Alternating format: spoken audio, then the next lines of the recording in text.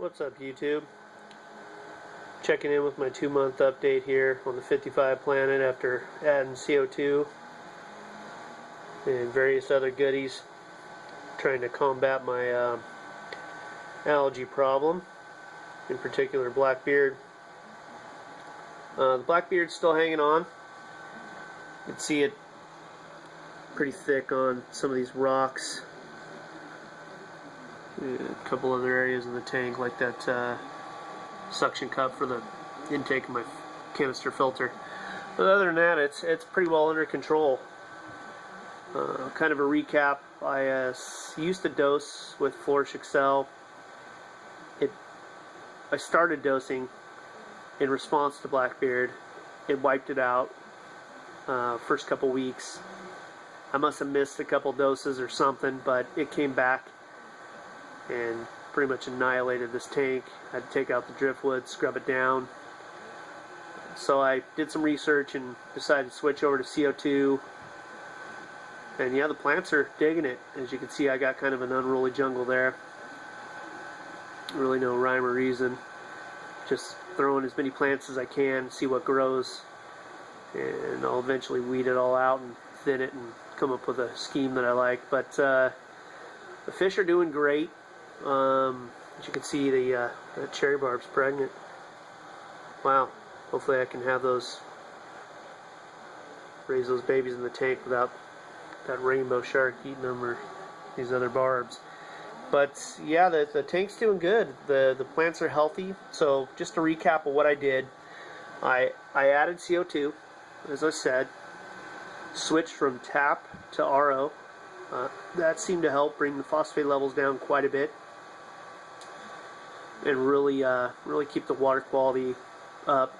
I added a UV sterilizer, I think they're called, a little 9 water. I don't know if that's helping. I got it used. It's a pretty good little unit. Seems to do the job. But I'm pretty happy with the plant growth. You guys got any suggestions on what I should do other than thin this out, obviously, or any good plants for a high-tech CO2 highlight tank, dirted tank? I'd appreciate it. But yeah, oh, and also I mentioned in the previous video that sword.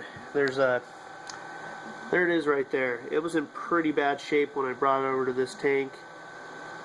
It's doing pretty good now. And I brought over another one just recently, right there. And hopefully that guy does the same. Look at the color on those barbs. Oh, what a beautiful fish.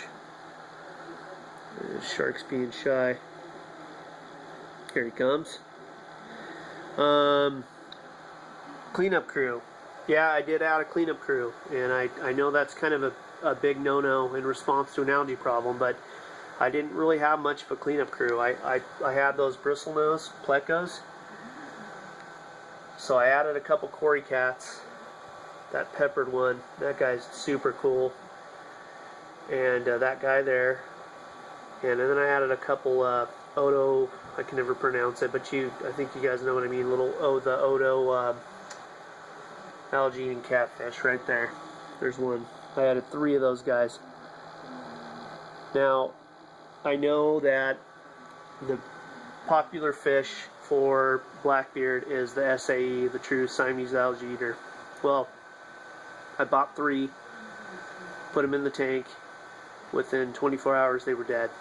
I don't know if it was disease fish or what have you, but my other fish are doing great. I don't think I've lost a single fish in here since I started it. So I decided to kind of stay away from those for a little while. But the tank's doing good. The wisteria, as you can see, off-gas in there. It's pretty healthy. If you guys got any information for me, things you see I'm doing wrong, any questions on what I've done to help the algae issue, give me a hit. Talk to you later.